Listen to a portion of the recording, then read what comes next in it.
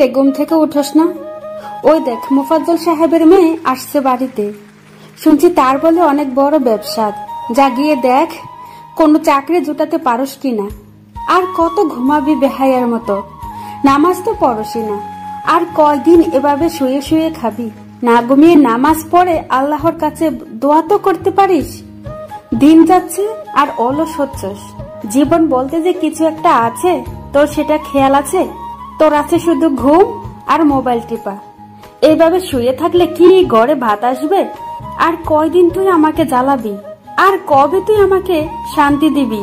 আর যদি তোর আব্বা বেঁচে থাকতো তাহলে হয়তো আমাকে এই দিন দেখতে হতো না। উঠবি নাকি ঝাড়ু দিয়ে দিব বাড়ি? সব জ্বালা হচ্ছে আমার। প্রতিদিনের মতোই মার এই একটাই ডায়লগ শুনতে শুনতে কান ঝালাপালা হয়ে গেছে।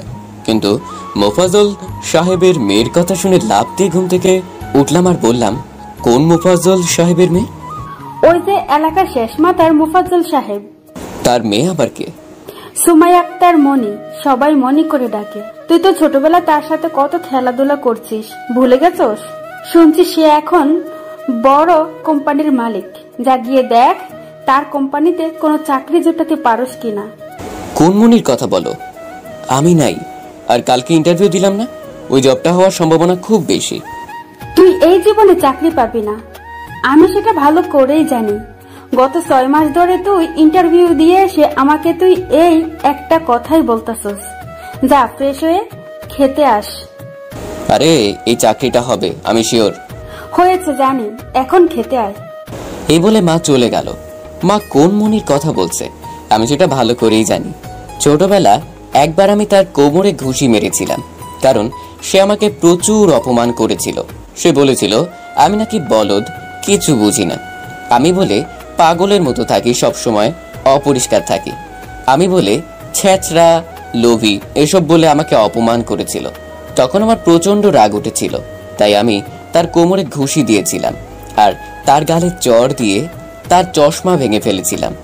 এরপর থেকে তার সাথে আমার দেখা হয়নি, কারণ এর কিছুদিন পর সে ঢাকায় চলে গিয়েছিল। অনেকের মুখ থেকে শুনেছিলাম সে যদি আমাকে পেত তাহলে আমার খবর করে ছাড়তো।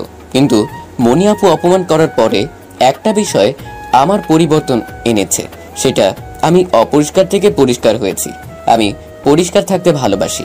এখন মা বলে কিনা তার কাছে গিয়ে চাকরি চাইতে, জীবনেও না। যাই হোক, আমি ফ্রেশ হয়ে খাওয়া দাওয়া করলাম, আমার ঘরে বসে মোবাইল টিপতেছি। একটু পর মা এলো আর বলল, কি রে, রেডি হো, মনির কাছে যাবি না? না। কেন? মনে আছে ছোটবেলা একবার তাকে আমি কোমরে ঘুষি মেরেছিলাম, এখন যদি তিনি আমার উপর বদলা নেয়? আরে ওইসব তো ছোটবেলায় হয়েছে, এসব কি আর এখন মনে আছে? যদি মনে থাকে?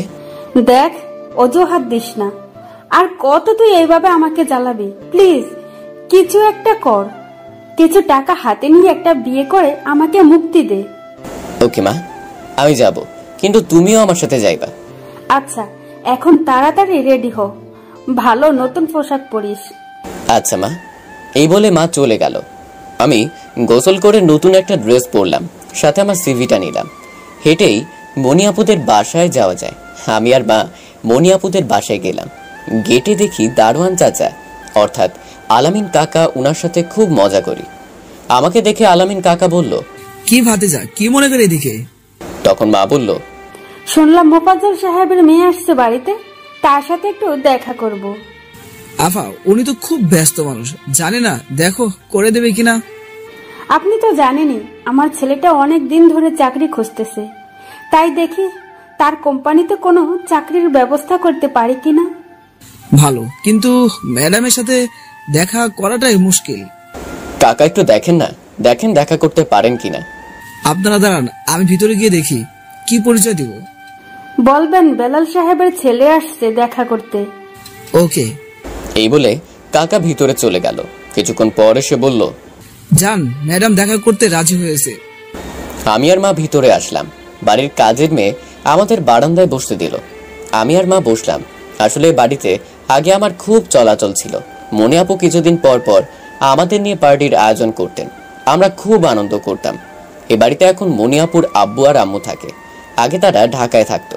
এই 1 বছর থেকে তারা এই বাড়িতে থাকে। মনিয়াপুর মা বাবার নাম মনে নেই, শুনেছি তারা খুব বড় লোক, সেটাই বাড়ি দেখেই বোঝা যায়। বিশাল জায়গা জুড়ে এই বাড়ি। আগে মাঝে মাঝে এসে এই বাড়ি থেকে আম চুরি করে নিয়ে যেতাম, সেসব এখন অতীত। কিছুক্ষণ পর মনিয়াপু আসলো হাতে কফি নিয়ে। মনিয়াপুর দিকে তাকিয়ে আমি অবাক, আগের থেকে পুরোপুরি চেঞ্জ হয়ে গেছে। আগে চোখে মুখে যেই লাবণ্যতা ছিল তার 16 কণাও নেই, কেমন অচেনা হয়ে গেছে, কেমন যেন অন্যরকম। আগের মনিয়াপু আর এখন মনিয়াপুর মধ্যে আকাশ পাতাল পার্থক্য। চেহারা দেখলেই বোঝা যায় তার নিজের সৌন্দর্য ধরে রাখার জন্য অনেক চেষ্টা করে। আমার সন্দেহ হচ্ছে এটা কি আগের মনিয়াপু? না, আগের মনিয়াপুই। আসলে আমি সালাম দিলাম। মনিয়াপু সালামের জবাব দিল আর বলল, কেমন আছেন আপনারা? ভালো, তুমি কেমন আছো? জি আপু ভালো। আপু বলতে আমার দিকে তাকালো, মনে হয় কিছু খেয়াল করার চেষ্টা করছে। জি ভালো। আমাকে কি মনে করে স্মরণ করলেন? তখন মা বলল, আসলে তোমাকে যে কি করে বলি, এটা হচ্ছে আমার ছেলে রাফিদ। আমার ছেলেটা গত 6 মাস ধরে চাকরির জন্য ছুটছে, কিন্তু তার কোনো চাকরিই হচ্ছে না। এখন তার কি চাকরির পাবার যোগ্যতা নেই নাকি কপালে নেই সেটা বলতে পারি না। শুনছি তোমার বলে বিশাল কোম্পানি আছে, সেখানে যদি তাকে কোনো চাকরির ব্যবস্থা করে দিতে পারো তাহলে অনেক উপকার হবে। ও আচ্ছা, আপনি কোনো টেনশন করেন না, আপনি বাড়ি যান, আমি তার সাথে কথা বলে দেখি কিছু করতে পারি কিনা। এই বলে মনিয়াপু উঠে চলে গেল। মা বলল, যা বলে মন দিয়ে শুনিস, আর কোনো প্রশ্ন করলে কোনো দ্বিধা ছাড়াই প্রশ্নের উত্তর দিবি। ওকে ওকে ম্যাডাম। চলে গেল, কিন্তু ম্যাডাম বলেন আমার কোনো যোগ্যতাই নেই আর বলল আপনার কোম্পানিতে চাকরি তোমার করার। নাম কি জানি বলছো? এরপরেও কি কোনো চাকরি পাবার অধিকার আছে আপনার কোন রাফি? প্রতিবেশী হিসেবে? চিনি। প্রতিবেশী তো দূরের কথা, ঘুষ দিয়েও তো চাকরি পায় না। তোমার কপাল ভালো, তোমার সাথে দেখা করছি। মাসের পর মাস সিরিয়াল দিয়েও আমার সাথে কথা বলার সুযোগ পায় না। এত অহংকার করলাম না আপনার কোম্পানিতে চাকরি। অনেকটা হতাশ কণ্ঠে বললাম মনে মনে। ধন্যবাদ ম্যাডাম আমাকে সময় দেওয়ার জন্য। তাহলে আমি যাই। আমি উঠলাম চলে আসার জন্য। মনিয়াপু বলল, আচ্ছা শোনো। হ্যাঁ জি বলেন। তুমি বসো, আমি আসতেছি।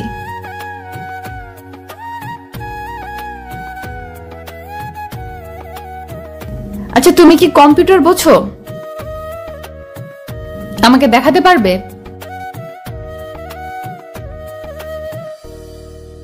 লকটা খুলো, টাইম 1 মিনিট।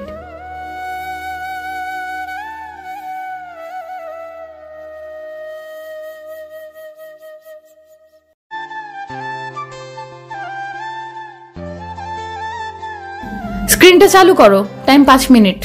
আমি মেইন তারগুলো একসাথে করে 3 মিনিটের ভেতর স্ক্রিন অন করে দেখালাম। গুড। আসলে কোম্পানিতে একজন কম্পিউটার মেকার খুব প্রয়োজন। তোমার কাজ আমার পছন্দ হয়েছে, তাই তোমাকে কোম্পানিতে চাকরি দেওয়া যায়। কি বলেন, সত্যি? সত্যি। আমার কোম্পানিতে তো অনেক পিসি, অনেকের কম্পিউটার মাঝে মাঝে সমস্যা দেখা দেয়, বাইরে থেকে লোক এনে ঠিক করাতে হয়।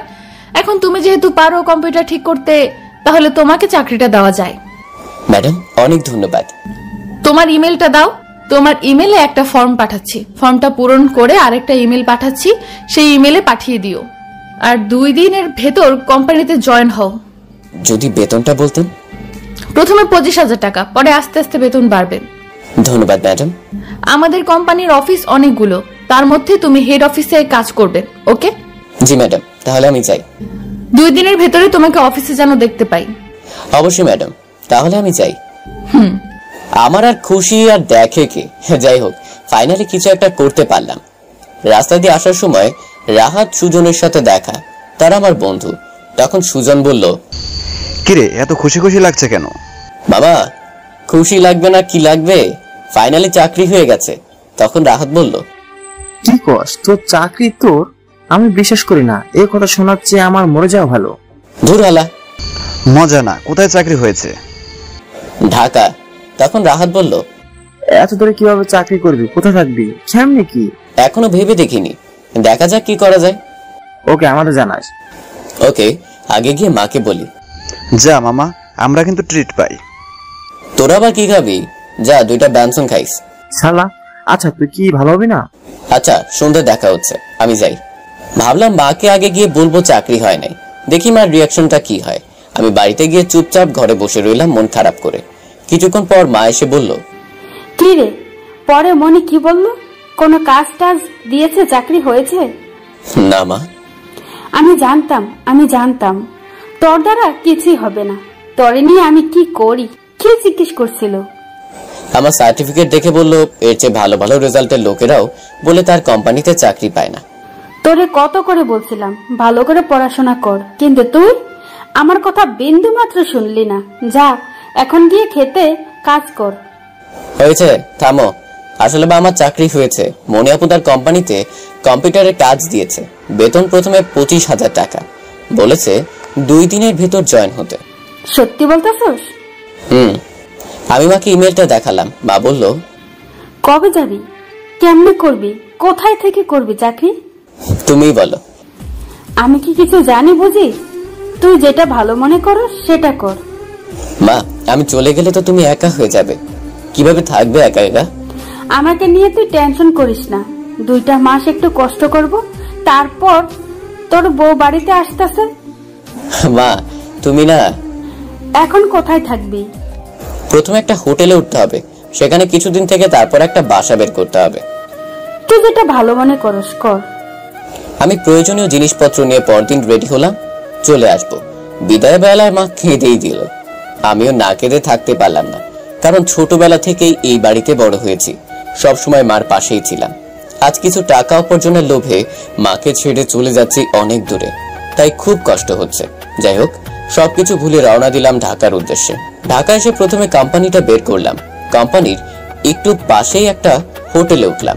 সেখানে একদিন রেস্ট নিয়ে পরদিন বের হলাম বাসা বের করার জন্য। আমার ইচ্ছে ছিল কোম্পানির আশেপাশে বাসা বের করার জন্য, কিন্তু কোথাও পেলাম না।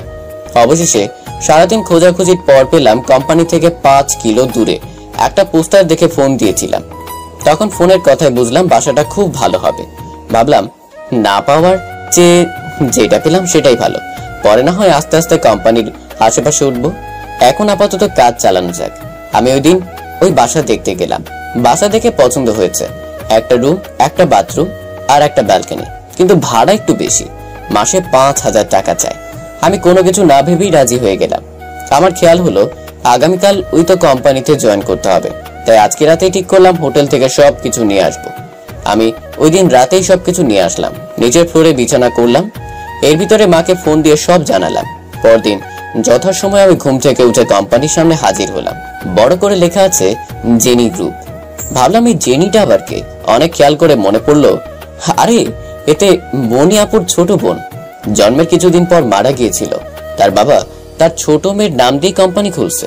আমি ভিতরে ঢুকতে যাব, দারোয়ান চাচ্চু আমার পথ আটকালো আর বলল, কার্ড কোথায়? কোন কার্ড?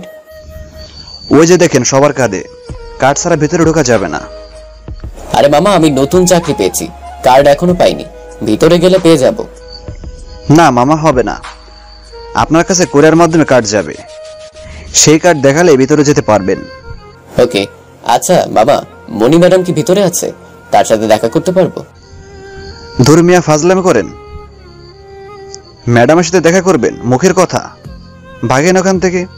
কার্ড নিয়ে আসলে ভিতরে ঢুকতে পারবেন, না হলে পারবেন না। ওকে। এমন সময় দেখি পাজেরও গাড়ি এসে থামলো। গাড়ি থেকে একটা মেয়ে নামলো। আমি তাকিয়ে দেখি মনি আপু, সাথে তার সাথে আর একটা মেয়ে, সম্ভবত তার পিএস। মনি আপুকে দেখে আমি অবাক। বাড়িতে কিরকম দেখলাম আর এখানে কিরকম।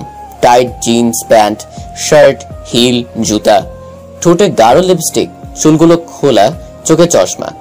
পাশ্চাত্যের মেয়েদের থেকে কোনো দিক দিয়ে কম না। তাকে আপু বলতে আমার লজ্জা হচ্ছে, তার দিকে তাকাতেই লজ্জা হচ্ছে। গ্রামে তাকে কি সরল সোজা মেয়ে মনে হয়েছে। আমাকে করে রুমটা সাজালাম। দুপুরের টাইম হলে মনে হলো খাওয়ার ব্যবস্থা করতে হবে। আশেপাশে কোনো মেস আছে কিনা সেটাও জানি না। ভাবলাম বাড়িওয়ালাকে জিজ্ঞেস করি। জি হ্যাঁ।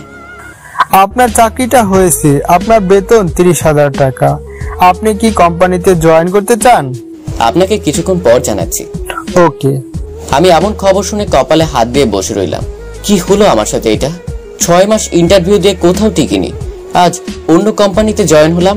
আজকে কিনা অন্য কোম্পানি থেকে চাকরি হলো। আরে আমার পুরা কপাল।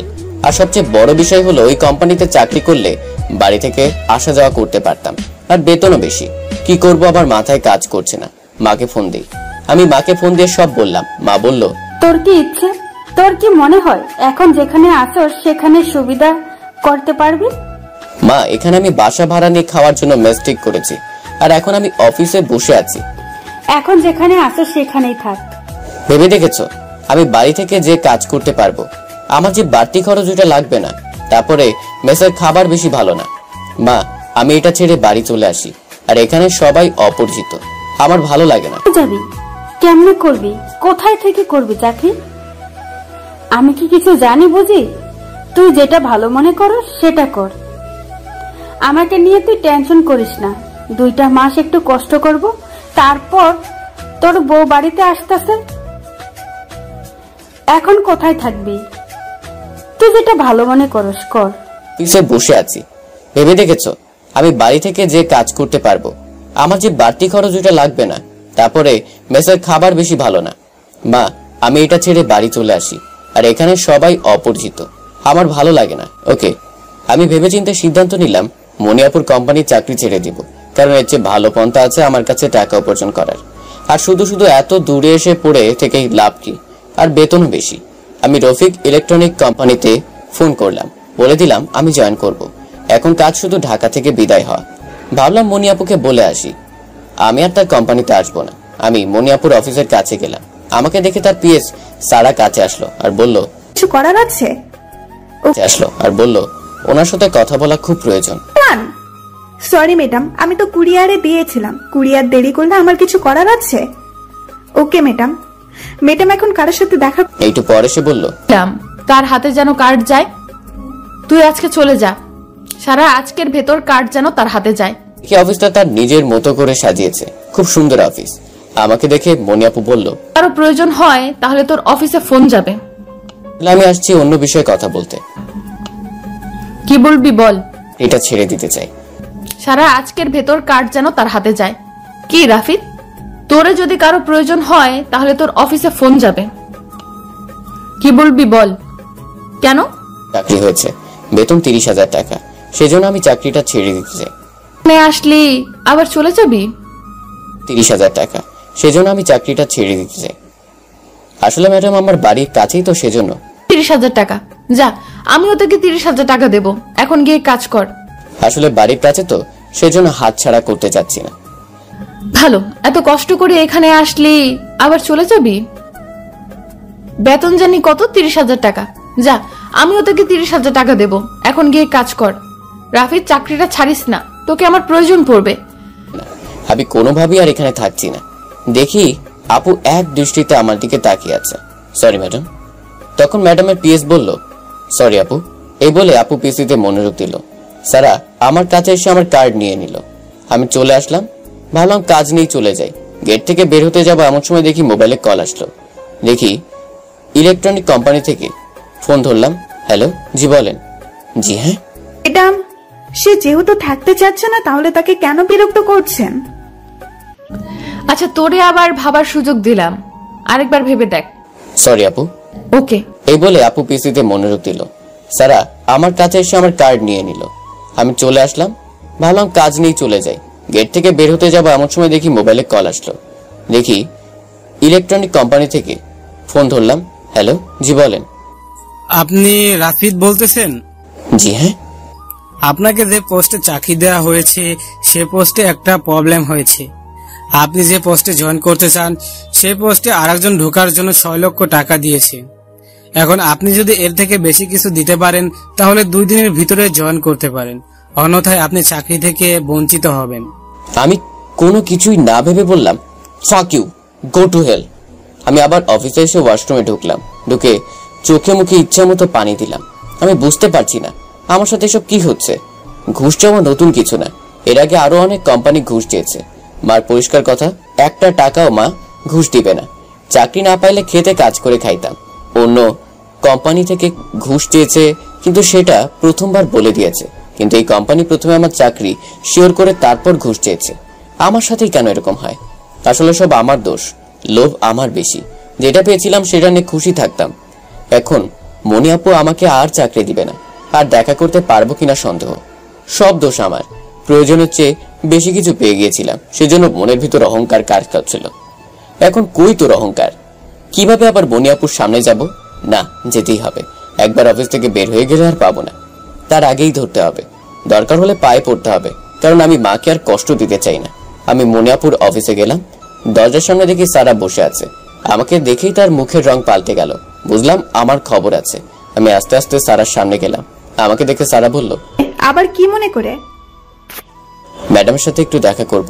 ম্যাডাম এখন রেস্ট নিচ্ছে, তাই আজকে কারোর সাথে দেখা করবে না। কি করে উনি? সেসব জেনে তোর লাভ কি? আপনি আমাকে তুই করে বলেন কেন? আপনি আমাকে চিনেন? ম্যাডাম বলে তাই আমিও বলি। কি কোনো সমস্যা? না। আজ পর্যন্ত ম্যাডামকে দেখলাম না কারো কাছে রিকোয়েস্ট করতে। আজ তোকে কিনা রিকোয়েস্ট করছে চাকরি না ছাড়তে, আর তুই তো চাকরি ছেড়ে দিছিস। এখনো এখানে কি? কোন এক সমস্যার কারণে আমি চাকরিটা ছাড়তে পারছি না। তুই তো চাকরি থেকে বের হয়ে গেছিস, সব জায়গা থেকে তোর নাম কেটে দেওয়া হয়েছে, তোকে চাকরি থেকে বাদ দেওয়া হয়েছে। তুই এখন আসতে পারস না। আমার আবার চাকরিটা দরকার। মনটা খারাপ করে বললাম, সারাও খুব সুন্দরী, মনিয়াপুর চেয়ে কোনো দিক দিয়ে কম না, কিন্তু মনিয়াপুর তুলনায় কিছুই না। ছোটবেলায় মনিয়াপুকে আমার খুব ভালো লাগতো। জানি না মনিয়াপুর বিয়ে হয়েছে কিনা বা কোনো বয়ফ্রেন্ড আছে কিনা, সেসব জেনেও আমার লাভ নেই। আমি আসছি এখানে টাকা উপার্জন করতে। প্রেম ভালোবাসা আমার দ্বারা হবে না। আর পাগল নাকি? মনিয়াপু কোথায় আর আমি কোথায়? তখন ম্যাডামের পিএস সারা বলল, তোরে কোনোভাবেই চাকরি দেওয়া যাবে না। আপু প্লিজ একটা বার দেখা করতে দিন, আপনার পায়ে পড়ি। আচ্ছা, বসের সাথে দেখা করলে পরে যদি বস তোকে চাকরি না দেয়? আমি টেনশনে পড়ে গেলাম। কতটা ঠিকই বলল, যদি চাকরি আবার না দেয় তাহলে বিপদে পড়ে যাব। যদি সারাকে পটাতে পারি তাহলে তো সারাও আমার পক্ষে একটু হেল্প করতে পারবে। তাহলে চলে যেতে হবে। মনে কর ম্যাডাম তোকে চাকরি দেবে না, এখন তুই চলে যা। যদি আপনি আমাকে হেল্প করেন তাহলে আপনাকে একটা গিফট দিব। তুই কি আমাকে ঘুষ দিতেছস? কি দিবি শুনি? একটা লিপস্টিক। হোয়াট? One lipstick? তুই যাবি এখান থেকে নাকি সিকিউরিটি ডাক দিব? ভেবে দেখেন, আপনি না নিলে আমি ম্যাডামকে লিপস্টিক গিফট করব। ছোটবেলা একবার আমি মনিয়াপুকে লিপস্টিক গিফট করেছিলাম। মনিয়াপু অনেক খুশি হয়েছিল। তখন সারাপু রেগে বললেন, সিকিউরিটি, সিকিউরিটি। সারা জোরে জোরে চিৎকার করে সিকিউরিটি ডাকছে, যার কারণে মনিয়াপু বাইরে বের হয়ে আসলো আর বলল, সারা কি হয়েছে? চিৎকার করছো কেন? সরি ম্যাডাম, রাফিদ মনে হয় পাগল হয়ে গেছে। তার চাকরির জন্য আপনার কাছে সুপারিশ করতাম, তার বিনিময়ে সে আমাকে একটা লিপস্টিক গিফট করবে। জি ম্যাডাম, আপনার সাথে রাফিদ দেখা করতে চাচ্ছে। 10 মিনিট পরে বল আসতে। জি ম্যাডাম।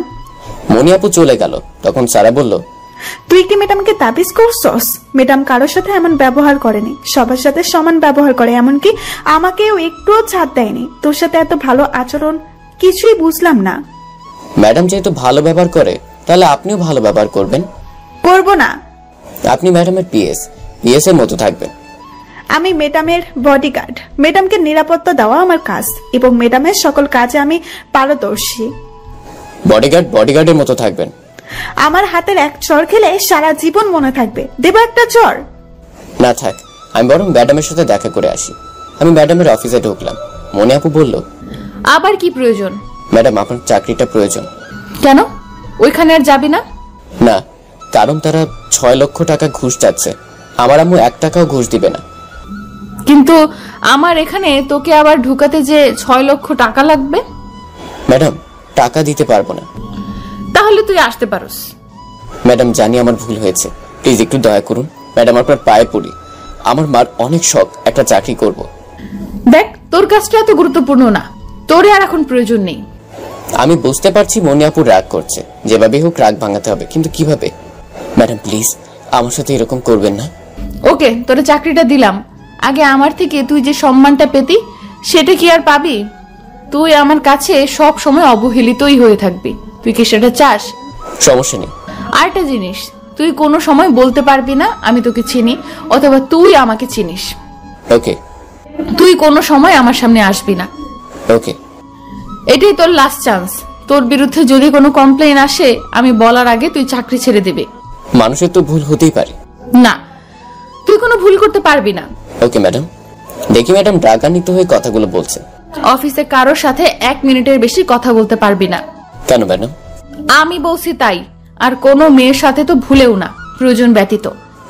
না ম্যাডাম, কথা বলার অধিকারটা অন্তত দেন। বুঝছি তোর চাকরি করার ইচ্ছা নাই। আচ্ছা ম্যাডাম। ম্যাডাম সারার সাথেও না?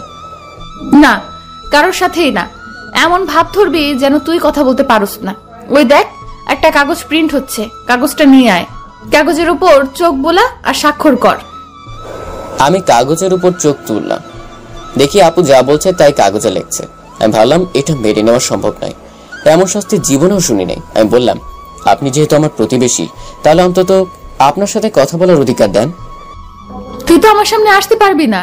তুই যদি এই শর্তগুলোতে রাজি থাকিস তাহলে স্বাক্ষর কর। না ম্যাডাম, আমি পারবো না। ওকে, সিকিউরিটি ডাকতেছি তোরে বের করে দিতে। আপু, আপনার সাথে কথা বলার অধিকার দেন। না। একজনের সাথে কথা বলার অধিকার দেন। না, কারোর সাথে না। প্লিজ, একজনের সাথে। ওকে, সারার সাথে কথা বলতে পারোস। ওকে, এখন স্বাক্ষর দে। আমি স্বাক্ষর দিয়ে কার্ড নিয়ে অফিসে চলে আসলাম। মনি আপু কাজটা করলো কি? মনে হয় রেগে এই কাজগুলো করছে। রাগ ভাঙলে ঠিক হয়ে যাবে। দেখি দুপুরের খাবারের সময় হয়ে গেছে। আমি অফিস থেকে বের হয়ে এক চায়ের দোকানে গিয়ে হালকা কিছু খেয়ে অফিসে চলে আসলাম। এসে বসে বসে ঘুমাচ্ছি, কারণ কোনো কাজ নেই। অফিস শেষ করে বাসায় আসলাম। বাসায় এসে খাওয়া দাওয়া করে গোসল করলাম। রুমটা পরিষ্কার করে কিছুক্ষণ মোবাইল টিপে ঘুমিয়ে গেলাম। পরদিন অফিসে গেলাম। কিছুক্ষণ পর দেখি সারা কল দিল। সারা বলল তার অফিসে যেতে। তার অফিসে গিয়ে দেখি পরীর মতো সুন্দরী একটা মেয়ে দাঁড়িয়ে আছে। তখন সারা বলল, রাফিদ, উনি আমাদের কোম্পানিতে আসছে একটা চুক্তি করতে, কিন্তু ওনার ল্যাপটপটা কি জানি সমস্যা হয়েছে, দেখো তো। ওকে। আমি ওই মেয়েটার ল্যাপটপটা নিলাম, নিয়ে কিছুক্ষণের মধ্যেই ঠিক করলাম। তখন মেয়েটা বলল, এত তাড়াতাড়ি ঠিক হয়ে গেল? ওপেন করে দেখুন। মেয়েটা ল্যাপটপ ওপেন করলো। সারা ইশারায় বলল চলে যেতে। আমি চলে আসলাম। আমি পিসিতে মুভি দেখতে লাগলাম। কিছুক্ষণ সারা আবার কল করলো আর বলল, নিচতলায় 56 নম্বর অফিসে দেখো তো কি সমস্যা। আমি ওখানে গেলাম। তার কম্পিউটার ডেস্কটপে একটু সমস্যা, সেটা সলভ করে আসলাম। এসে আবার মুভি দেখতে লাগলাম। দেখি মা ফোন দিয়েছে। কি রে, তুই না বললি বাড়িতে আসোস, এখনো তো আসলি না? মা ওইখানে টাকা চায় 6 লক্ষ, তাই আমি আর আসিনি। এখন মনিয়াপুর কোম্পানিতেই আছি। আচ্ছা, মন দিয়ে কাজ কর। ওকে। আবার মুভি দেখতে লাগলাম। কিছুক্ষণ পর দেখি মনিয়াপু কল দিল। আমি তড়ি ঘড়ি করে ফোন ধরলাম। জি ম্যাডাম, কোনো প্রয়োজন? তোর কি এটা মুভি দেখার জায়গা? না। তো মুভি দেখতেছিস কেন? অবসর টাইম পাস করছি। আর আপনি তো বলেছেন কারোর সাথে কথা না বলতে। আমার মুখের উপর কথা? Sorry madam. তোকে একটা ফাইল দিচ্ছি, এটা কমপ্লিট কর। ওকে। দেখি আমার ইমেইলে একটা ফাইল আসলো। আমি কমপ্লিট করলাম। কিছুক্ষণ বসে রইলাম। আমার এখানে কল আসলো, বলল 80 নম্বর রুমে বলে কি প্রবলেম হয়েছে। আমি সেখানে গেলাম। গিয়ে দেখি আমার সমবয়সী এক ছেলে কাজ করছে। সে বলল তার কম্পিউটারে কি জানি সমস্যা। আমি তার কম্পিউটার চেক করে সমস্যাটা বের করলাম। আমি কাজ করতেছি। সে বলল, ভাই আপনাকে তো আগে দেখি নাই। ভাই আপনি কি নতুন এসেছেন? জি ভাই। ভাই আপনার নাম কি? রাফিদ। আমি শিয়াব, দেখা হয়ে ভালোই লাগলো। আমি ওনার সাথে হ্যান্ডশেক করলাম। Me two. ভাইয়া এটা ঠিক করতে কতক্ষণ লাগবে? 10 মিনিটের মতো। ওকে। ভাই একটা প্রশ্ন ছিল। জি ভাই বলেন। ভাই এখানে দেখি সবাই সবার কাজ মন দিয়ে করছে, কারোর সাথে কেউ কথা বলে না, কারণটা কি? ভাই এটা কোম্পানির নিয়ম, এটা কেউ ভঙ্গ করলে তার চাকরি নট। আমি ভাবলাম যাক, তাহলে শুধু আমার জন্য নিয়ম না, সবার জন্য। যাক, বাঁচা গেল। কিন্তু এটা কি করে সম্ভব? একটানা 6 ঘন্টা কাজ করতে হয়, এর মধ্যে কেউ কারোর সাথে কথা বলে না। এমন নিয়ম আমি জীবনেও শুনিনি। এখন তো দেখি তারা কাজ করতে আসে না, জেলখানায় আসে। দূর, এত কিছু চিন্তা করে লাভ কি? আমি আমার চিন্তা করি। ভাই শেষ, এখন আসি। ওকে। আমি আমার অফিসে চলে আসলাম। কিছুক্ষণ পর সারা আমাকে বলল তার অফিসে যেতে। আমি সারার অফিসে গেলাম। সারা বলল, তাহলে কোনো কাজ নেই, আমার এই ফাইলটি কমপ্লিট করে দে। ওকে, এখানে বসে করি। ওকে। এই কোম্পানির একটা অদ্ভুত নিয়মের কথা শুনলাম। কি কথা? এখানে বলে প্রয়োজন ব্যতীত কারোর সাথে কেউ কথা বলতে পারে না। কেন? জানি না। আপনি জানেন না? এটা কি করে সম্ভব? এটা এই অফিসের নিয়ম। ও, কিন্তু নিয়মটা একটু অন্যরকম হয়ে গেল না? আমাকে জিজ্ঞেস করতেছস কেন? ম্যাডামকে গিয়ে জিজ্ঞেস কর। ওকে। আমি আর কিছু বললাম না, সোজা বাসায় চলে আসলাম। অফিস শেষ করে এসে খাওয়া দাওয়া করে গোসল করলাম। কাপড়গুলো পরিষ্কার করলাম। আমি পরিষ্কার থাকতে পছন্দ করি। আমি একটা কাপড় 2 দিনের বেশি পরি না, পরে সেটা ধৌত করে আবার পরি। আমি যতই অলস হই, কিন্তু পরিষ্কার থাকতে আমি পছন্দ করি। এভাবে কিছুদিন চলে গেল। আমার অফিসে অধিকাংশ সময় কাজ থাকে না, বসে বসে সময় কাটে। মনিয়াপুর মতিগতি ভালো লাগছে না। আমার সামনে পড়লে কেমন জানি রাগী চোখে তাকিয়ে থাকে। কারণটা বুঝে পাচ্ছি না। আমি শুধু অফিসে বসে থাকি সেজন্য। একদিন রাতে দেখি সারা কল দিল। রাত তখন 9টা। আমি ফোন ধরলাম। কি রে, কই তুই? বাসায়। একটা জরুরি কাজে তোকে এখন আসতে হবে। হ্যাঁ, কেন? এখন আমি ঘুমাবো। আমি আর বস একটা মিটিং এ আছি, এখানে একটু সমস্যা হয়েছে, তোর এখানে আসতে হবে। ওকে, কোথায় আসতে হবে? আমি তোরে লোকেশন দিচ্ছি, যত তাড়াতাড়ি সম্ভব চলে আয়। ওকে। আমি রেডি হয়ে সারার দেওয়ার লোকেশনে চলে আসলাম। এসে দেখি এখানে একটা বিশাল হোটেল। আমি হোটেলে দেওয়ার রুমে চলে আসলাম। এসে দরজায় টোকা দিলাম। দেখি দরজা খোলা। ভেতরে ঢুকে দেখি কেউ নাই। আমি ভাবলাম সারাকে কল দিতে যাব, দেখি রুমে আরো 2জন ছেলে ঢুকলো। ঢুকে আমাকে উড়াধুরা মারতে লাগলো। আমি কিছু বলবো সে সুযোগ দিচ্ছে না। আমিও প্রতিহত করতে লাগলাম। আমি 2জনকে ধাক্কা দিয়ে ফেলে দিলাম। পর একজনের তলপেটে কিক চালালাম। আর একজনকে ইচ্ছা মতো কিক দিতে লাগলাম। পর একজন আমাকে লাথি দিয়ে নিচে ফেলে দেয়। পরে 2জন আমার উপরে ওঠে। তড়িঘড়ি করে আমার হাত পা বেঁধে ফেলে। একটা চেয়ারে বসিয়ে চেয়ারের সাথে বেঁধে তারা 2জন চলে যায়। আমি খেয়াল করলাম আমার নাক থেকে রক্ত পড়ছে, ঠোঁট ফেটে গেছে। আমি বুঝতে পারছি না তারা 2জন আমাকে মারবে কেন। 2জনের কাউকে আমি চিনি না, নাকি তারা অন্য কারো কথা এরকম করছে। কিন্তু কার কথা আমি বুঝতে পারছি না। আমি কারোর সাথে তো কোনো ঝামেলা করিনি। পরক্ষণে আমার খেয়াল আসলো, আরে এটা আবার ভাবার কি আছে, আমাকে এখানে আনছে কে? সারা। নিশ্চয়ই সে আমার সাথে এরকম করছে, কিন্তু কেন? আর এভাবেই মারবে কেন? আমার মাথা কাজ করছে না। আমি মাথা নিচু করে বসে রইলাম। রক্তে আমার শার্ট প্যান্ট লাল হয়ে গেছে। কিছুক্ষণ পর খেয়াল করলাম কে জানি আসছে রুমের ভেতর। আমার শরীরটা দুর্বল লাগছে। আমি মাথা উঁচু করলাম না। শেষে আমার মাথা উঠালো। আমি তাকে দেখি সারা। আমি অবাক হইনি, কারণ সে যেহেতু আমাকে এখানে ফোন করে আনছে, তাহলে নিশ্চয়ই এটা তার কাজ। সে টিস্যু দিয়ে আমার মুখ মুছে দিচ্ছে। আমি বললাম, হাত সরা শয়তান। দেখ, বকা দিস না, আমি তোরে কিছু করছি? হাত সরা। আমি মনিয়াপুর কাছে বলবো তুই যে আমার সাথে এরকম কি করছিস। ওহো, তুই তো দেখি ম্যাডামের নামও জানোস। এই জন্যই তো বলি ম্যাডামের সাথে তোর কিসের এত কথা। চুপ কর শয়তান, এর বিচার খুব ভয়ঙ্কর হবে। কার বিচার হবে সেটা একটু পরে বুঝবি। তুই শুধু একটাবার ম্যাডামের সাথে কথা বলার সুযোগ দে। আমার চোখে মুখ দিয়ে আগুন বের হচ্ছে রাগে। হাত দুটো যদি খোলা থাকতো তাহলে এতক্ষণে তাকে আধমরা করে ফেলতাম। দুঃখিত, দিতে পারলাম না। আচ্ছা, তুই আমার সাথে এরকম করছিস কেন? আমি তোরে কিছু করছি? তোর সাথে আমার কোনো ঝামেলা নাই, ঝামেলা আছে আরেকজনের। কে সে? একটু পর দেখতে পারবি। তাকে বল আমার সামনে না আসতে। তাকে পেলে আমি মেরেই ফেলবো। সেই সাধ্য তোর নেই। দেখা যাবে। তুই সাহস থাকলে আমার হাত খুলে দে। দেখ তুই এখান থেকে বেঁচে ফিরতে পারস কিনা। ভাবনায় ফেলে দিলি। আচ্ছা যাই হোক, আমি চলে যাই। একটু পর তোর সাথে একজন দেখা করবে, তার কাছেই তুই তোর রাগ মিটাস। এই বলে সারা চলে গেল। কিছুক্ষণ পর আরেকজন কে জানি আসলো। তার দিকে তাকাতে আমার উপর আকাশ ভেঙে পড়লো। আমি কথা বলার ভাষা হারিয়ে ফেললাম। সেটা হলো মনিয়াপু। মনিয়াপু আমার সাথে এরকম করলো, আমি বিশ্বাস করতে পারতেছি না। মনিয়াপু আমার সামনে এসে বসলো আর বলল, ইস, তোর একটু বেশি মারছে। সরি। ওয়াই? তোর সাথে আমার কোনো শত্রুতা নেই। তাহলে কেন? মনে আছে আজ থেকে 10 বছর আগে আমার কোমরে ঘুষি দিয়েছিলি আর আমাকে চট দিয়ে চশমা ভেঙে ফেলেছিলি? মনে আছে। আসলে কি জানিস, আমি আমার মনকে শান্তি দিতে পারছি না। তোরে দেখলেই আমার সেই ছোট্টবেলার কথা মনে পড়ে। এটার জন্য এত কিছু করতে হবে?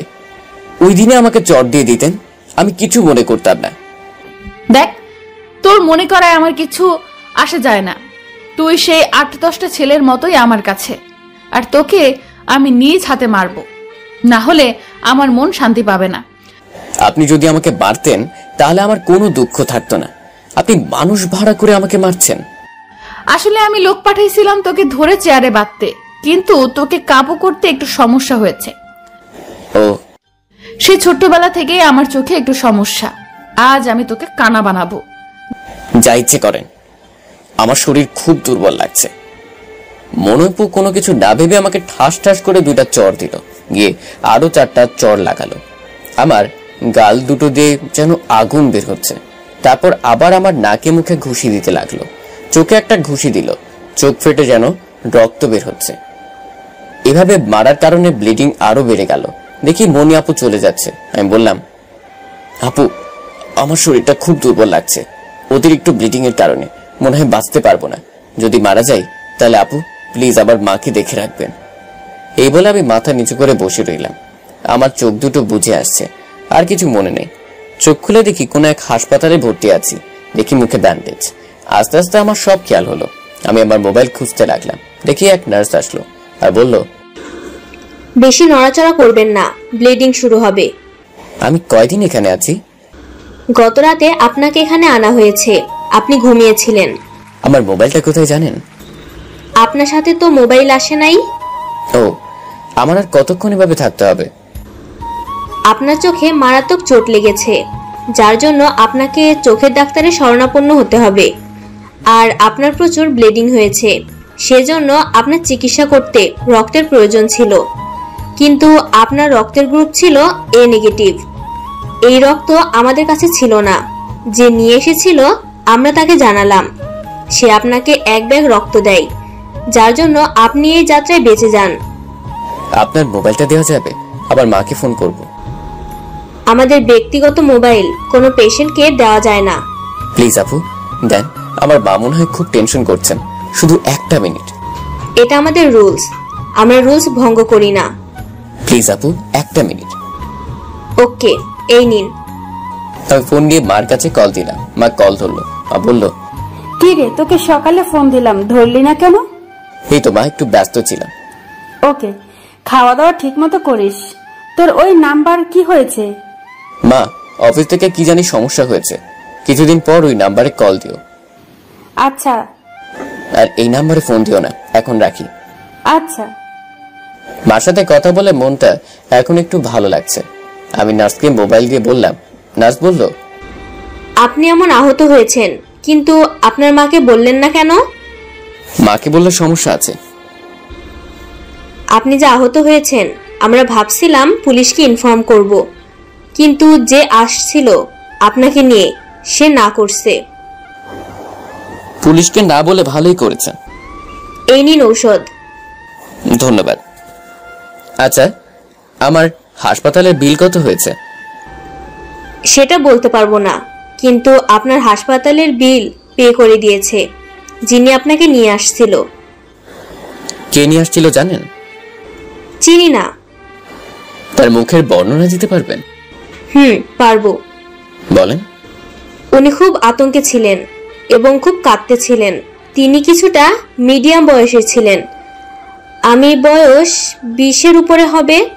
তিনি অত্যন্ত সুন্দরী ছিলেন। মুখের মধ্যে মায়াবী একটা ভাব ছিল। সবচেয়ে বড় কথা হলো তিনি চশমা পরা ছিল। ওকে, ধন্যবাদ। আমি তাকে চিনেছি। এখন রেস্ট নেন। আমি ভালো করে চিনতে পারছি এটা মনি আপু ছিল। আমাকে মেরে এখন ভালো শাস্তি আসছে। আমি তো মরেই যাচ্ছিলাম। এই শাস্তি মনি আপু অবশ্যই পাবে। আমি আর মনি আপুর কোম্পানিতে চাকরি করব না। পরে আবার কোনো ঝামেলায় ফেলে আবার আমাকে মারবে। এর চেয়ে ভালো সময় থাকতে কেটে পড়া। আর সারাকে আমি কোনোভাবেই ছাড়বো না। আচ্ছা, আমার মোবাইল কোথায়? মোবাইলের জন্য খুব টেনশন। মোবাইলের মধ্যে আমার গুরুত্বপূর্ণ ফাইল ছিল, যেটা অনায়াসে একটা ল্যাপটপ হ্যাক করা সম্ভব। অসুবিধা নেই, সেই ফাইল আমার গুগল ড্রাইভে আপলোড করা আছে। এখন টাকাও নেই একটা মোবাইল কিনবো। চোখ কেমন জানি ঝাপসা দেখছি। চোখে ডাক্তার দেখানো লাগবে, সেই টাকাও নেই। মার কাছে টাকা চাবো, সেই উপায়ও নেই। মার কাছে টাকা চাইলে 1000 প্রশ্ন ছুটে দিবে। আর মনে হয় না মার কাছে টাকা আছে। মা ব্যবস্থা করে দিবে। সত্যি কথা বললে মা শুধু বলবে শুধু বাড়িতে চলে যেতে। এখন কি করব? আমার মাথায় কোনো কাজ করছে না। এখন কাজ শুধু এখান থেকে বের হওয়া। দেখি নার্স প্রবেশ করছে, হাতে আমার পোশাক। আসলে নার্সটা খুব সুন্দরী। নার্স বলল, এই নিন আপনার কাপড়। ধন্যবাদ, আমি এখন চলে যেতে চাই। কিন্তু উনি বলছিল তিনি এসে আপনাকে নিয়ে যাবে। থাক, তার আর দরকার নেই। এই ওষুধগুলো খাবেন রুটিন মতো। ওকে। ধন্যবাদ, আবারও আসবেন। না, আমার আর এখানে আসার ইচ্ছে নেই, কারণ আমি মরতে চাই না। এখানে সবাই আসে বাঁচার জন্য, মরার জন্য নয়। মরার জন্যই আসে, নালে কেন? আমি মরতে বসেছিলাম। দেখেন, আমরা আপনাকে সুস্থ করে তুলেছি, আপনার কৃতজ্ঞ থাকা উচিত। ওকে, ধন্যবাদ। নার্স চলে গেল। আমি পোশাক পাল্টিয়ে এমন ভাব ধরলাম যেন আমার কিছুই হয়নি। আমি হাসপাতাল থেকে বের হয়ে আসলাম। দেখি সারা আর মনিয়াপু গাড়ি থেকে নামলো। তাদের দেখে আমার মেজাজ গরম হয়ে গেল। সারা হেঁটে আমার কাছে আসলো আর বলল, ম্যাডাম তোকে ডাকছে। আমি তাচ্ছিল্যের হাসিতে বললাম, কি আমার ম্যাডাম? আর আপনি কে? দেখ, ভাব ধরিস না, ম্যাডাম দাঁড়িয়ে আছে। কি আমার ম্যাডাম? আমি কি কোনো কোম্পানিতে চাকরি করতাম? মনে হয় না। আর আপনি বা কে? ম্যাডাম দাঁড়িয়ে আছে। লিসেন, আমি কোনো কোম্পানিতে চাকরি করি নাই, না আমার ছিল কোনো বস। আর আপনাকে আমি চিনি না, আমাকে আর ডিস্টার্ব করবেন না। এই বলে আমি রিক্সা নিয়ে চলে আসলাম বাড়িতে। বাড়িতে এসে বাড়িওয়ালার মোবাইলটা নিয়ে মাকে ফোন দিলাম আর বললাম, মা কিছু টাকা পাঠাও। কেন, কি হয়েছে? কোনো সমস্যা? মা, আবার মোবাইলটা ছিনতাই হয়ে গেছে, কিছু টাকা দরকার। কিভাবে ছিনতাই হয়েছে আমাকে আগে বলিস কেন? সে সুযোগ ছিল না। কত টাকা লাগবে? 10,000 টাকা দাও। আচ্ছা, তুই বিকাশ নাম্বার দে, পাঠাইতাছি। আচ্ছা। বিকাশ থেকে টাকা তুলে প্রথমে চোখের ডাক্তারের কাছে গেলাম। ডাক্তারের কাছে সমস্যার কথা বললাম। ডাক্তার একটা ড্রপ দিল আর চশমা দিল আর বলল 3 মাস ব্যবহার করতে। ভাবলাম মনিয়াপুর মনের ইচ্ছে পূরণ হলো, সে নিজে কানা, সাথে আমাকেও কানা বানালো। আমি নিয়ত করে ফেললাম মনিয়াপুর কোম্পানির আশেপাশেও আমি যাব না, দরকার হলে ঢাকায় রিক্সা চালিয়ে বাড়িতে টাকা পাঠাবো। এখন আমার কাজ শুধু একটা নতুন কাজ বের করা। আমি একটা বাটন মোবাইল কিনে পূর্বের সিমটা উঠাইলাম, কাজ খুঁজতে লাগলাম। 4 দিন চলে গেল, কোনো কাজ পাই নাই। সেদিন খুব ক্লান্ত লাগছিল, রাতে ঘুমালাম। রাত 1টার সময় কে জানি দরজায় টোকা দিচ্ছে। আমি কিছুটা অবাক হলাম, এত রাতে কে দরজায় টোকা দিচ্ছে? আসলে আমার রুমটা বাড়ির এক কোনায় পড়ছে, মানে গেটের ভিতরে এক দরজা, গেটের বাহিরে আর এক দরজা। আমি বাহিরেরটা বেশি ব্যবহার করি, সেজন্য গেটের বাইরে থেকেও আমার রুমে আসা যায়। রাত 1টার সময় দরজায় টোকা দেওয়ার কারণ আমি কিছুটা হকচকিয়ে উঠলাম। আমার মাথায় কাজ করছে না কে দরজায় টোকা দিল। আমি লাইট জ্বালিয়ে চশমা চোখে দিয়ে দরজার কাছে গিয়ে জিজ্ঞেস করলাম, কে? ওপার থেকে একটা মেয়ে কণ্ঠ ভেসে আসলো। বুঝলাম এটা সারা। আমি সারা, দরজা খোল। কেন আসছেন? তুই দরজা খোল, পরে বলছি। না, দরজা খুলবো না। এত রাতে আমার এখানে কেন আসছেন? আমাকে মেরে ফেলার চিন্তা করছেন? তেমন কিছু না, ম্যাডাম আসছে, তোর সাথে কথা বলবে। আপনারা দুজন চলে যান, আপনাদের সাথে কোনো কথা নেই। আপনারা দুজন শুধু আমাকে মারতে আসছেন। প্লিজ সারা, আমাকে ছেড়ে দেন। ম্যাডাম তোর সাথে দেখা করতে আসছে, প্লিজ ম্যাডামকে ফিরিয়ে দিস না। আপনাদের কাউকে আমি চিনি না, চলে যান। তুই যদি দরজা না খোলস, না হলে কিন্তু দরজা ভেঙে ঢুকবো। এই বলে দরজায় লাথি দিতে লাগলো। আমি বললাম, ওকে, ম্যাডামকে বলেন আসতে। আচ্ছা। একটু পর মনিয়াপুর কণ্ঠ শুনতে পারলাম। রাফিদ, তোর সাথে কথা আছে, প্লিজ দরজা খোল। ওকে আপু, দরজা খুলছি। যদি কিছু করার চেষ্টা করেন তাহলে আপনাদের দুজনকে আমি মেরে ফেলবো। আচ্ছা। আমি হাতের মধ্যে একটা ছুরি নিয়ে দরজা খুললাম। দরজা খোলার সাথে সাথে সারা আমার হাত থেকে ছুরি কেড়ে নিল, আমার টি শার্টের কলার ধরে গাড়ির সামনে নিয়ে গেল। গাড়ির দরজা খুলে আমাকে গাড়ির ভিতর ঢুকিয়ে দিল। দেখি আমার পাশে মনিয়াপু বসে আছে। আর মনিয়াপু বলল, অফিসে যাস না কেন? আর আপনার কোম্পানিতে চাকরি করব না। দেখ, তোকে আমি এভাবে আসতে বলছি, এটা তো সৌভাগ্য। লাগবে না আমার সৌভাগ্য, আপনি চলে যান। সরি, আমি অত্যন্ত দুঃখিত তোর সাথে এমন করার জন্য। মনিয়াপুর মুখ থেকে সরি শুনে নিজেকে অন্যরকম মনে হচ্ছে। আমি ভাবলাম মনিয়াপুর টাকার পিছনে ছুটো শুধু। আসলে কি জানেন, প্রত্যেকটা মানুষেরই একটা মন থাকে। এই অতিরিক্ত রাগের কারণে মানুষ সঠিক সিদ্ধান্ত নিতে পারে না। সময় ফুরিয়ে গেলে সঠিক সিদ্ধান্ত মাথায় আসে, তখন যদি সে সেটা সমাধান করে, সেটা হলো বুদ্ধিমানের কাজ। মনিয়াপু সেটাই করছে। ইটস ওকে, নো প্রবলেম, বললাম মুখে হাসি টেনে। মনিয়াপু আমার মোবাইল দিয়ে বলল, এই নে তোর মোবাইল। ধন্যবাদ। আগামীকাল থেকে অফিসে জয়েন কর। ওকে, কিন্তু আপু সারাকে বলেন আমার সাথে ভালো ব্যবহার করতে। আচ্ছা, বলবো। আমি মনিয়াপুর মুখের দিকে তাকালাম, দেখি চোখে দুটো চশমা, চোখ দুটো লাল হয়ে গেছে। বুঝতে পারলাম না কেন, কেঁদেছে অনেক। আমার তা মনে হয় না। মনিয়াপুর হাত থেকে মোবাইল নেওয়ার জন্য হাত বাড়ালাম। মোবাইল নেওয়ার সময় বনির হাতের সাথে আমার হাত লেগে যায়। আমি তার হাতটা অনুভব করলাম। আমার হাতের তুলনায় মনিয়াপুর হাতটা অনেক উষ্ণ। নিজের শরীরের মধ্যে বিদ্যুৎ খেলে গেল। আমি বললাম, আমি যাই। ওকে, যা। আগামীকাল অফিসে যেন তোকে দেখতে পাই। জি আপু। অফিসের মধ্যে কিন্তু আপু ডাকিস না।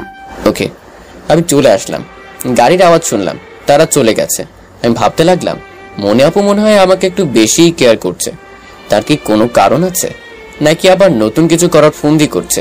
কেন জানি মনিয়াপুর জন্য মনের ভিতর নতুন একটা ফিলিংস কাজ করছে। ফিলিংস কাজ করলে কি লাভ হবে? আমার সবকিছু ঘিরেই মাকে নিয়ে। মা যেভাবে চাই সবকিছু সেভাবে হবে। মা যে মেয়েকে বলবে বিয়ে করতে, আমি সেই মেয়েকেই চোখ বুঝেই বিয়ে করব। আমার আব্বা সে অনেক আগেই মারা গেছে। যখন আমার 15 বছর, আর এখন 23 চলে, মানে 8 বছর আগে আমার পিতা মারা গেছে। 8 বছরে মা আমাকে তিল তিল করে বড় করছে, কোনো কিছুর অভাব হতে দেয়নি। যে সময়টা যেটা চেয়েছি সে সময় সেটা দিয়েছে। এখন কোনো কিছুর জন্য আমি মাকে কষ্ট দিতে চাই না। আর কোথায় মনিয়াপু আর আমি কি চিন্তা করছি, এখন যেহেতু মনিয়াপু রাত 1টার সময় এসে বলে গেছে তার কোম্পানিতে জয়েন করতে, তাহলে অবশ্যই আমি জয়েন করব। আমি পরদিন অফিসে হাজির হলাম, গিয়ে আমার কাজে মনোযোগ দিলাম, কাজ করতে লাগলাম। কিছুক্ষণ পর খেয়াল করলাম কে জানি মোবাইলে কল দিল। আমি চিনতে পারলাম এটা রাহাত। রাহাত, কি খবর, কেমন আছোস? ভালো মামা। তুই কোথায় জানিস চাকরি করস? Jenny industry limited. এটা কোথায়? আমি জায়গার ঠিকানা বললাম। সেই জায়গার আশেপাশে একটা কোম্পানিতে আমি আজ চাকরি ইন্টারভিউ দিতে আসবো। আমি কি এখানে থাকতে পারবো তোর সাথে? অবশ্যই। আমি আগামীকাল আসছি। ওকে, এসে কল দিস। আচ্ছা। আমি রাহাতের ফোন কেটে দিলাম। ভাবলাম একটা কফি খাওয়া যাক। অফিসের মধ্যে কফি বানানোর মেশিন আছে, যে যার মতো ইচ্ছা মতো কফি বানিয়ে খেতে পারে। আমি কফি মেশিনের কাছে গিয়ে কফি বানাতে লাগলাম। তখন এক মেয়ে এসে বলল, একটু তাড়াতাড়ি করেন, আমার কাজ আছে। আমি তো আর মেশিন না, আপনি মেশিনকে বলেন তাড়াতাড়ি করতে।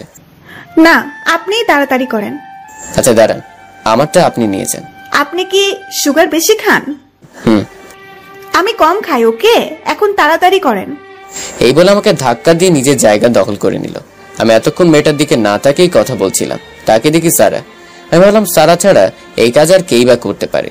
ও কণ্ঠস্বর চেঞ্জ করে এমন করছে। আমি বুঝলাম এটা ইচ্ছাকৃত। আমি বললাম, এটা কি করলেন? মজা করলাম। এই নে তোর কফি।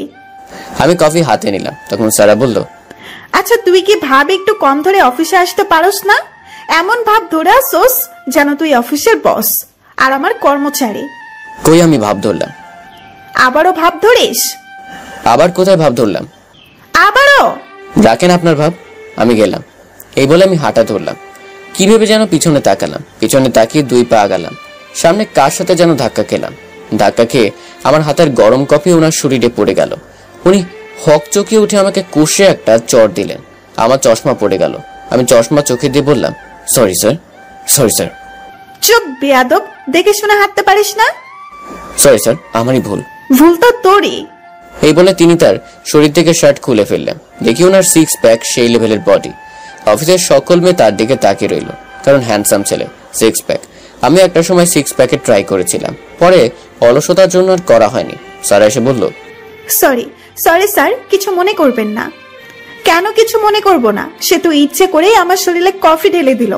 Sorry sir. এই তুই দেখে চলতে পারস না? থাপড়াই আর সব দাঁতগুলো ফেলে দেব। ঠিক মতো কাজ করতে দিবি না তো চলে যাবে। Sorry madam. আবার আমাকে সরি বলস? স্যারকে বল। Sorry sir. দেখি তার বডিগার্ড গুলো আয়সা তাকে নতুন পোশাক পরিয়ে দিল। আমি আমার অফিসে চলে আসি। দোষটা আমার ছিল সেটা আমি মানলাম, কিন্তু সারা আমাকে কি অপমানটাই না করলো। উনি নিশ্চয়ই বড় কোনো ব্যক্তি হবে, সেজন্য সারা তাকে স্যার স্যার বলতেছে। কিছুক্ষণ পর সারা আসলো, আমার এখানে এসে বলল, সরি রে, তোকে অনেক অপমান করছি, কিছু মনে করিস না। উনি আমাদের বিজনেস পার্টনার, ওনাকে ম্যাডামও খুব সম্মান করে, সেজন্য তোর সাথে এমন করছি, কিছু মনে করিস না। ওকে, সমস্যা নেই, দোষটা আমার ছিল। জানি তোরে চর মারছে, কিছু মনে করিস না, আসলে উনি এমনই। সমস্যা নেই, এইসবের সাথে আমার অভ্যাস হয়ে গেছে। ওইদিন মনে আপু মারলো, আজকে এক অচেনা ব্যক্তি এসে মারলো, পরদিন আপনি মারবেন, এরপরে অফিসের সবাই আমার শরীরে হাত উঠাবে। আমি থাকতে এই অফিসের কেউ তোর শরীরে ফুলের টোকাও দিতে পারবে না। এটা যদি মনি আপু বলতো তাহলে বিশ্বাস করতাম। তুই আমাকে বিশ্বাস করিস না? না, করি না। শোন, ওই লোকটার সাথে বেশি ঝামেলা করিস না, উনি ম্যাডামের বয়ফ্রেন্ড। ওনা যদি কিছু করস ম্যাডাম তোকে মেরে ফেলবে, আর তুই তো জানিস ম্যাডাম যেই দিকে আমি সেই দিকে। মনে হয় না এই অফিসে বেশি দিন টিকতে পারবো। পারবি পারবি, আস্তে আস্তে অভ্যাস হয়ে যাবে। সেটা আপনি ঠিক বলেছেন। একটা প্রশ্ন করি? কর। ম্যাডামকে আপনি কি রকম চোখে দেখেন? আমার কাছে ম্যাডামকে খুব ভালো লাগে, উনি আমার সকল সমস্যা বোঝে। আমি তো নিয়ম করেই ফেলছি ম্যাডামের বিয়ের পরে আমি বিবাহ করব, আর মনে হয় শীঘ্রই বিয়ে করে ফেলবে ওনাকে। ও ভালো। আপনি কাকে বিয়ে করবেন? আপনাকে তো কেউ পছন্দ করবে না, বললাম মুখে হাসি টেনে। আমাকে বিয়ে করবে না এরকম মানুষের অভাব? অভাব। যদি আমাকে বলেন তাহলে আমি রাজি হব না। তুই রাজি না হলে তোরে কিডন্যাপ করে বিয়ে করব। কত শখ! শখেই তো আল্লাহ আল্লাহ কর, যাতে কেউ আমাকে পছন্দ করে। পছন্দ করলে তুই বেঁচে যাবি, না হলে তোর খবর আছে। সেটা দেখা যাবে। আমি চাই। ওকে, আমি আর কিছুক্ষণ অফিস থেকে রুমে চলে আসলাম। পরদিন রাহাত আসলো। সে গিয়ে তার কোম্পানিতে ইন্টারভিউ দিল।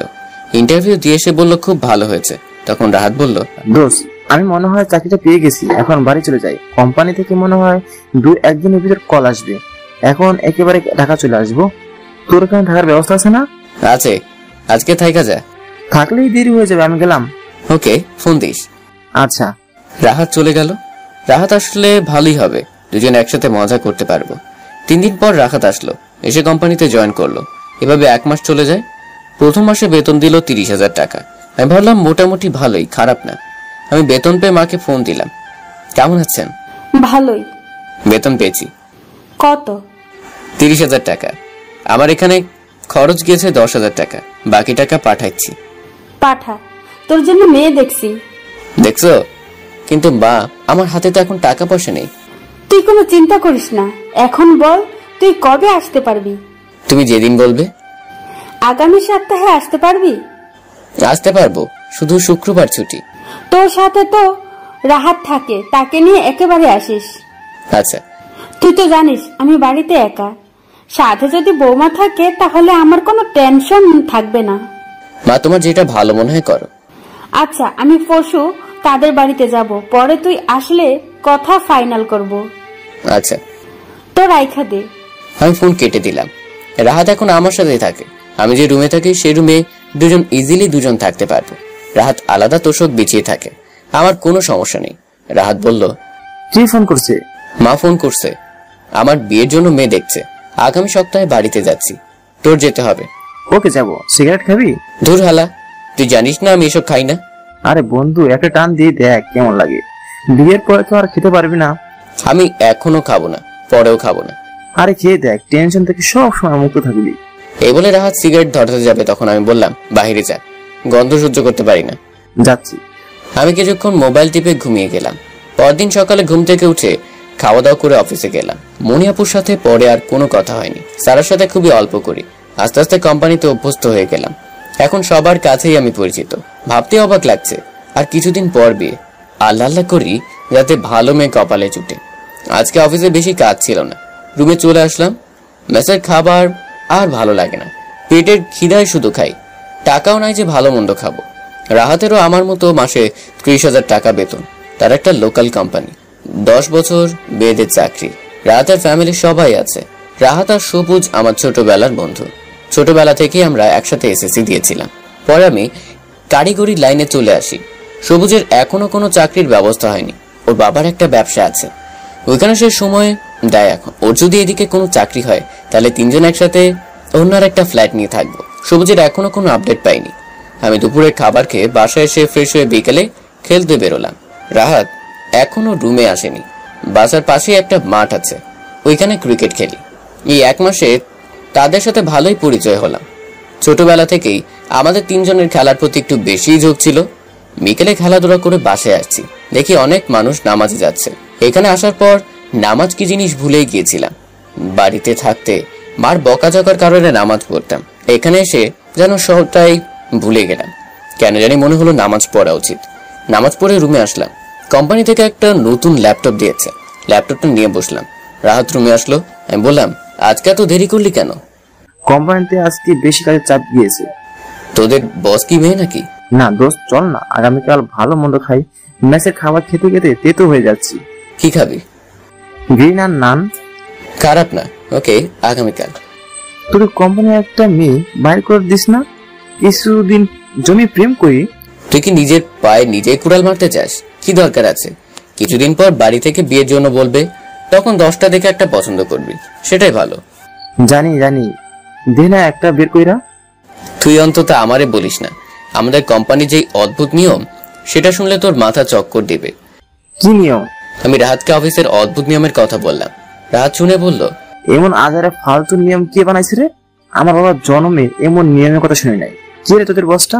তার বাড়ি কোথায়? আমি এতদিন রাহাতকে মনিয়াপুর সম্পর্কে কিছুই বলিনি। কে বানাইছে শুনে তো তুই লাভ দিয়ে উঠবি। লাভ দেওয়ার জন্য প্রস্তুত হ।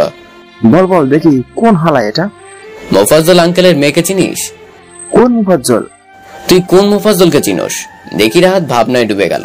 কিছুক্ষণ পর রাহাত শোয়া থেকে বসে পড়ল আর বলল, তুই আমাদের প্রতিবেশী মোহাজ্জেল আঙ্কেলের মেয়ে সুমাইয়া আক্তার মনে কথা বলতেছস? হোয়াট? দাঁড়া, মনে আক্তার বস? আমি তো বিশ্বাসই করতে পারছি না। এতদিন বলস না কেন? সারপ্রাইজ। ভাল সারপ্রাইজ। এই কাহিনী তোদের সাথে এরকম করছে, এতে আমি একটু অবাক হইনি, কারণ ও তো এমনই ছোটবেলা কি জ্বালান জ্বালাইছে। তোরে বলছিলাম না আমার চশমা পরা পিছনে একটা ইতিহাস আছে। এটা মনিয়াপুর কারণে হয়েছে। কি করে হয়েছে? আজকে না, আরেকদিন।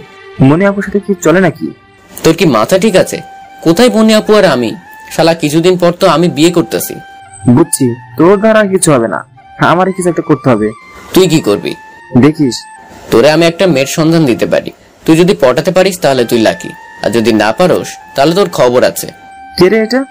মনিয়াপুর সেক্রেটারি সারা, খুব পাক না, আর মনিয়াপুর বডিগার্ডও।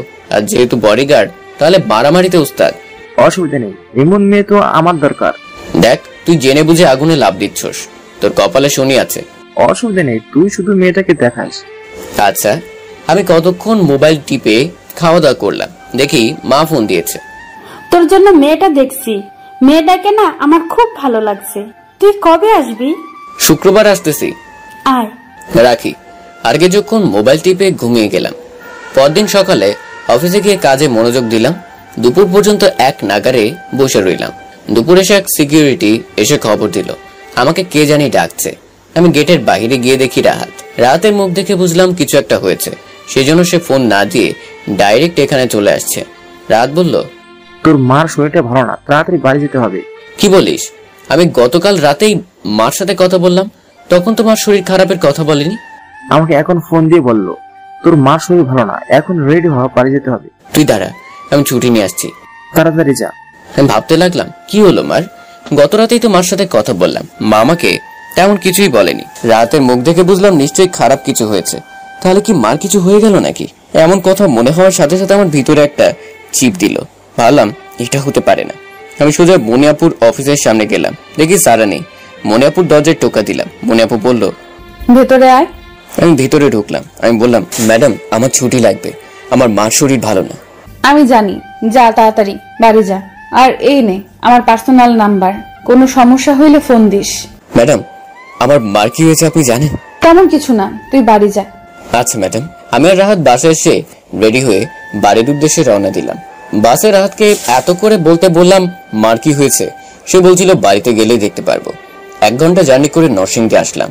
বিকেলের আগে বাড়িতে পৌঁছে গেলাম। বাড়ির সামনে এসে দেখি অনেক মানুষের ভিড়। আমার ভিতরে একটা কাঁপন দিল। আমি বাড়িতে ঢুকেই দেখলাম একটা লাশের খুঁটি। রাহাত গিয়ে লাশের মুখ দেখালো। আমি দেখি আমার পায়ের তলা থেকে মাটি সরে গেল। আমি মা বলে এক চিৎকার দিয়ে মার লাশের উপর লুটিয়ে পড়লাম আর শিশুর মতো কাঁদতে লাগলাম। মায়ের লাশের উপর পড়ে চোখ দিয়ে অঝরে পানি পড়তে লাগলো। রাহাত এসে আমাকে ধরলো। আমি চিৎকার করে কাঁদতে লাগলাম।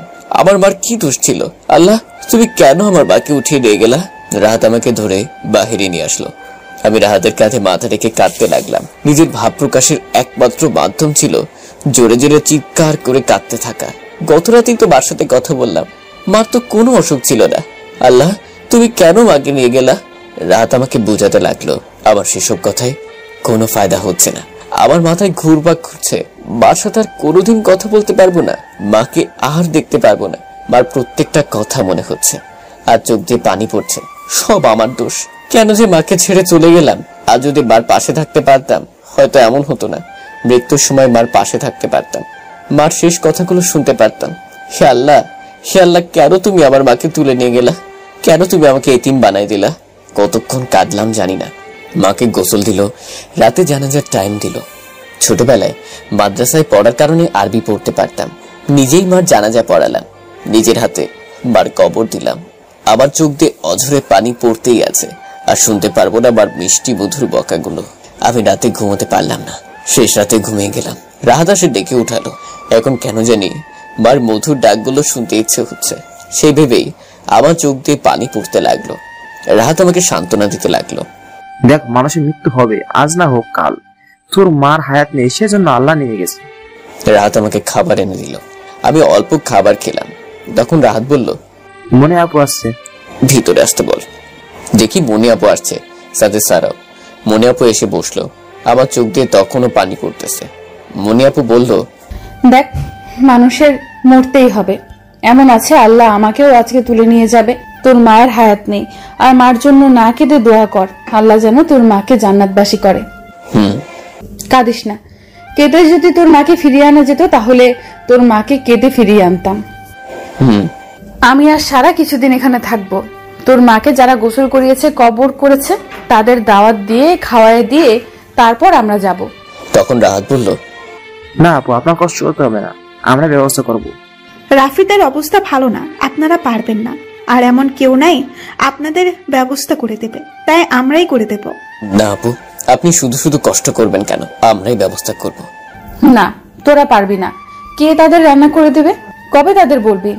সেটা অবশ্য মনি আপু ঠিকই বলেছে, কারণ আমার আব্বা ছিল আমার দাদার একমাত্র ছেলে, যার কারণে আমার চাচা চাচি ফুপু কিছুই নেই। আমার বংশের আমি লাস্ট। আমি বললাম 2 দিন পর। আচ্ছা, আমরা 2 দিন বাড়িতে থাকবো। শুধু শুধু কষ্ট করবেন আপনারা। তখন মনি আপু রাহাতকে বলল, তোমার নাম যেন কি? জি, আমার নাম রাহাত। রাহাত, তুমি রাফিদকে একটু সঙ্গ দাও। জি আপু। তাহলে এখন আমরা যাই, দুপুরে আর রাতে আমাদের বাড়িতে খাওয়া দাওয়া করবে। হ্যাঁ জি না আপু। চুপ কর, যেটা বলছি সেটাই। এই বলে মনি আপু চলে গেল। রাহাত বলল, ভালো হলো জানলা থেকে বাঁচি দিল। ঠিক বস, আমি আসছি। ওকে। রাহাত চলে গেল। আমি মায়ের আলমারি থেকে মার ব্যাগটা বের করলাম। মার ব্যাগ থেকে একটা কাগজ পেলাম। কাগজে লেখা ছিল, রাফিদ বাবা, আমার কেন জানি মনে হচ্ছে আর বেশি দিন বাঁচবো না। তোকে বলিনি কারণ তুই শুধু শুধু টেনশন করবি। কখন মারা যাব বলতে পারি না, হয়তো তুই পাশে থাকতে পারস, নাও থাকতে পারস। সেজন্য বলতাছি, আমার পছন্দ করা মেয়েকে তোর পছন্দ হলে বিয়ে করিস, আর সব সময় নামাজ পড়বি, তোর বাবার জন্য দোয়া করিস, মারা গেলে আমার জন্য দোয়া করিস, আর বংশের মর্যাদা ধরে রাখিস। আমার অ্যাকাউন্টে কিছু টাকা আছে, ওইগুলো খরচ করিস, আর তোর আব্বার কবরের পাশে আমাকে কবর দিস। তোকে অনেক বকাঝকা করছি, মাফ করে দিস। যদি এই চিঠিটা পড়ে থাকিস তাহলে আমি অলরেডি মারা গেছি। কেন জানি মনে হচ্ছে বেশি দিন বাঁচবো না। আমার চোখ দিয়ে টপ টপে পানি পড়ছে। আমাকে কেন বললো না মার মনের কথা? আব্বার কবরের পাশেই মার কবর দিয়েছি। মার পছন্দ করা মেয়েকে এখন বিয়ে করা সম্ভব নয়, কারণ এখন আমাকে চলে যেতে হবে ঢাকায়, আর বিয়ে করে তাকে ঢাকায় নিয়ে যাওয়া সম্ভব নয়। মা থাকতো তাহলে মার সাথে বাড়িতে থাকতে পারতো, এখন আর সেটা সম্ভব নয়। এই বাড়ি এখন খালি পড়ে থাকবে। ভাবতেই বুক ফেটে চিৎকার আসছে। মা ছাড়া কি করে থাকবো? এই পৃথিবীতে আমার এখন আপন বলতে কেউ নেই। দুপুরে মনি আপু আসলো খাবার নিয়ে। মনি আপু আমাকে দেখে বলল, তোর কষ্ট আমি বুঝি, এভাবে কাঁদলে কি তোর মা ফিরে আসবে? এই নে, খাবার খেয়ে নে, দেখবি ভালো লাগবে।